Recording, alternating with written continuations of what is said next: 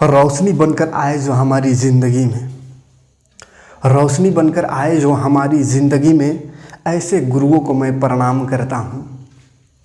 कि रोशनी बनकर आए जो हमारी ज़िंदगी में, ऐसे गुरुओं को हम प्रणाम करते हैं।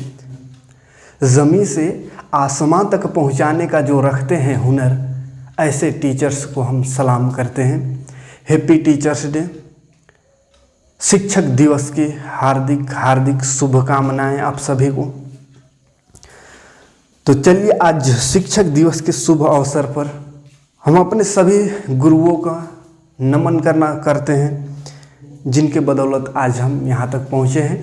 गुमनामी के अंधेरे में था, पहचान बना दिया, दुनिया के गम से मुझे अनजान बना दिया।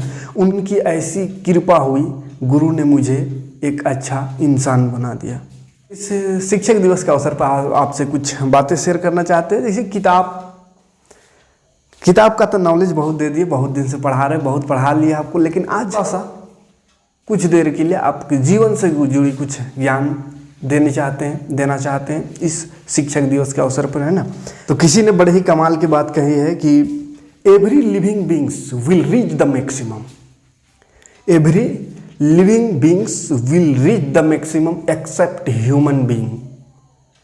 कहने का मतलब है कि जितना भी जीवधारी है, जिसके अंदर भी जान है, जो जीवित वो जीव है, जीवित प्राणी है, वो अपने मैक्सिमम लिमिट तक पहुंचते हैं।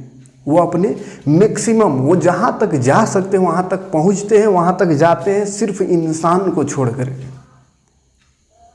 दुनिया में जितना भी लिविंग थिंग्स यानी जीवित प्राणी है, वो अपने मैक्सिमम तक पहुँचते हैं, सिर्फ इंसान को छोड़ करके। कहने का मतलब क्या है? जैसे देखिए पेड़ पौधा हो गया, पेड़ उसका डाली जहाँ तक फैलना चाहिए, जहाँ तक वो फैल सकता है फैलता है, जहाँ तक ऊंचाई जा सकता है, जितना ऊंचा जा सकता है ऊंचा जाता है, जितना फल दे सकता है वो देता है, अपना मैक्सिमम लिमिट तक वो पहुँच ही जाता है। लेकिन इंसान अपना मैक्सिमम लिमिट तक कभी नहीं पहुँच पाता। क्यों? इसका वजह क्या है? तो इंसान बस संतुष्ट हो जाता है, छोटी छोटी बातों से, छोटी छोटी कामयाबी से संतुष्ट हो जाता है। आप जैसे स्कूल में हैं, एग्ज़ाम हो रहा है, आपका आ गया 50 नंबर, आपके बगल वाला का आया है 45 नंबर, आप खुश हो गए, स्कूल का हम टॉपर हैं, हम महान बन गए। मतलब अपना मैक्सिमम लिमिट तक नहीं पहुंचना चाहते हैं, बस अपने पास वाले से थोड़ा सा आगे रहना चाहते हैं। यही सबसे बड़ा गलती है। तो इसे सुधारने का प्रयास करें। अपनी मैक्सिमम लिमिट, आपके अंदर जितना ऊर्जा है, जितना क्षमता है, पूरा 100% अपनी क्षमता का उपयोग करें, अपना एनर्जी का उपयोग करें और मैक्सिमम लिमिट तक पहुंचने की प्रयास करें। ऐसा नहीं कि मतलब अगर बगल वाला का 10 है और आप 12 आ गया तो आप 12 में ही खुश कि हम 12 लाए, मतलब टॉप हो गए हैं। तो ऐसे टॉपर का क्या करना? अभी आप एक स्कूल में हैं, वहाँ पे क्योंकि हमको ज़्यादातर स्कूल के लोग, स्कूल के बच्चे ही देखते हैं, तो स्कूल लेवल से ही हम बात करेंगे कि आप लोग जैसे स्कूल में अभी है, अभी स्कूल कितना होगा? आप ज़्यादा से ज़्यादा 400-500 की भीड़ में हैं। बहुत बड़ा स्कूल होगा तो 1000 पूरा मिला के, इतना ही की भीड़ में। और उसमें अगर आपके क्लास की बात करें तो क्लास में कितना, 100-150 हार्डली। तो 100 लोगों के भीड़ में आप अगर टॉप करके अपने आप को संतुष्ट महसूस कर रहे हैं कि हम बहुत महान हो गए, अपने आप को एक लिमिटेड कर दिए कि हम सबसे अच्छा है, सबसे टॉप है, तो ये बहुत सबसे बड़ा आपकी गलती है। क्योंकि अभी आपके पास 100 का भीड़ है, जैसे स्कूल से निकलिएगा ये भीड़ लाखों में बदल जाएगा। थोड़ा सा आगे जाइएगा, लाखों से करोड़ों में भीड़ ही बदल जाएगा। वहाँ पे आपको ओनली वन बन के दिखाना होगा। इसलिए अपना जितना हो सके, अपना मैक्सिमम एनर्जी, जितना आपके अंदर क्षमता है उसका प्रयोग करें। ये सोचकर नहीं रुक जाए कि आपके बगल वाला, आपके आसपास जो है आपका दोस्त यार, वो आपसे कम है। आप अपने अंदर देखिए कि आप कितना कर सकते हैं। आप जितना कर सकते थे, आपके अंदर जितना क्षमता था, क्या आप वहाँ तक किए? क्या आप उतना मेहनत किए जितना कर सकते थे? नहीं। बस आप ये देख करके खुश हो गए कि अपने बगल वाला हमसे नीचा है। तो खुद से नीचा किसी को देख करके खुश नहीं होना है। अपने 100% दीजिए, अपनी जितना भी आपके अंदर काबिलियत है वो सारा उस काबिलियत का उपयोग करें, तब ज़िंदगी में आप महान बन सकते हैं, अपना लिमिट को क्रॉस कर सकते हैं, मैक्सिमम लिमिट तक अपना पहुंच सकते हैं। ठीक है। अब बहुत कोई होता है किस्मत को दोष देता है। बहुत कोई बच्चे के देखे हैं कि मेरा किस्मत खराब है, हम सही स्कूल में नहीं जाते हैं, सही गांव में नहीं रहते हैं, तो कोई अपना गांव को ये कर रहा है, दोष दे रहा है, कोई अपना स्कूल को दोष दे रहा है, तो कोई अपना घर को दोष दे रहा है, मेरा माँ बाप सही नहीं है तो मेरा घर सही नहीं है, तो मेरा ये नहीं है, वो नहीं है, मेरे पास गाड़ी नहीं है, मेरे पास मोबाइल नहीं है, तो मतलब हज़ारों बहाना, मतलब किस्मत को दोष दे रहे हैं कि किस्मत खराब है इसलिए हम पढ़ नहीं सकते, मेरे पास ये नहीं है, वो नहीं है, ये नहीं है। तो अगर आप भी उसमें से हैं कि आप अगर किस्मत अपने आप को दोष देते हैं कि मेरा किस्मत ऐसा है, मेरा ऐसा है, ये ऐसा है, तो अपने आसपास थोड़ा सा नज़र घुमा के देखने की ज़रूरत है आपको। आप अगर एक गांव में रहते होंगे तो अपने आसपास देखिए, आपके घर के अगल बगल में ही देखिए क्या स्थिति है बच्चों को। आप ही के उम्र के बच्चे हैं आपके अगल बगल में, उनकी आंखों में भी सपना है कि हम भी बैग ढो करके, बैग टांग करके स्कूल जाते, हम भी स्कूल का ड्रेस पहनते, लेकिन वो मजबूर है, स्कूल नहीं जा पा रहे हैं। उसका इतना अच्छा किस्मत नहीं कि उसे एक बैग मिले, एक ड्रेस मिले और उस ड्रेस को पहन के स्कूल जाए। आपके आसपास बहुत सारे ऐसे लोग मिल जाएंगे, उनके साथ कुछ ऐसी मजबूरी है कि वो भीख मांगने पर मजबूर है। छोटे छोटे बच्चे को देखते हैं आजकल, रोड में मांग मांग के खा रहे हैं, स्कूल जाने की उम्र में वो बर्तन साफ कर रहे हैं, रोड में भीख मांग रहे हैं। क्या उनसे भी खराब आपकी किस्मत है? तो किस्मत को दोष देना छोड़े। तो किस्मत कोई मायने नहीं रखता है। आप जहाँ हैं, जिस स्थिति में हैं, आप अपने से ऊपर को देखिएगा तो लगेगा आपका किस्मत खराब है। आप अपने से नीचे के लोगों को देखिए, अपने से नीचे के लोगों को देखिए, आपको पता चलेगा कि हम बहुत किस्मत वाले हैं कि जो हमें ये सब चीज़ मिल पाया है। तो अपने से ऊपर को देख करके अपने आप को कमज़ोर मत समझिए, अपने से नीचे के लोगों को देखिए, तब समझ में आएगा आपकी अहमियत, कि आपका कितना अहमियत है, आपका क्या किस्मत है, आपका कितना अच्छा किस्मत है जो आपका ये लाइफ मिला है। आपका जैसा लाइफ जीने के लिए लाखों बच्चे, लाखों करोड़ों बच्चे अभी है सिर्फ भारत में, जो बात करें तो, जो आपके जैसा जीवन जीने की उनका एक सपना है कि काश मैं भी इन लोगों के जैसा जी पाता। थोड़ा सा नज़र घुमा के देखिए अपने आसपास, बहुत सारे ऐसे बच्चे मिल जाएंगे, फटे कपड़े, किसी तरह इधर उधर भटक भटक के, किसी तरह कोई बर्तन मांज रहा है, कोई बर्तन धो रहा है, तो कोई किसी के अंदर झाड़ू पोछा कर रहा है किसी घर में, और अपना किसी तरह पेट भर रहा है।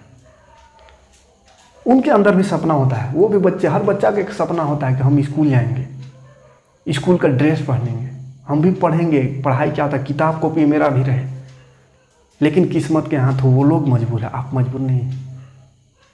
लेकिन वो लोग फिर ये सोचते होंगे, आप जैसे जो बच्चे स्कूल जाते हैं उनको देख करके उनके मन में लगता होगा कि चलो हम तो स्कूल नहीं जा पा रहे हैं, लेकिन मेरा जो सपना है ये लोग पूरा करेंगे, मेरा सपना भी ये लोग पूरा करेंगे। हम स्कूल जहाँ नहीं पा रहे हैं, ये लोग स्कूल जा रहे हैं, जिसको पढ़ने का मौका मिला है वो हमारा सपना जरूर पूरा करेंगे।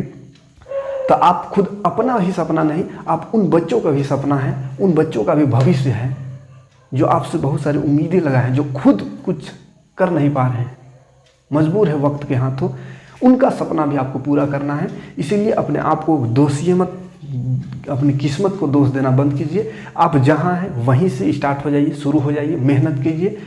सिर्फ वक्त के भरोसे मत बैठिए, क्योंकि किस्मत वालों की हाथ खाली रह सकती है, लेकिन मेहनत करने वालों की हाथ खाली नहीं होती।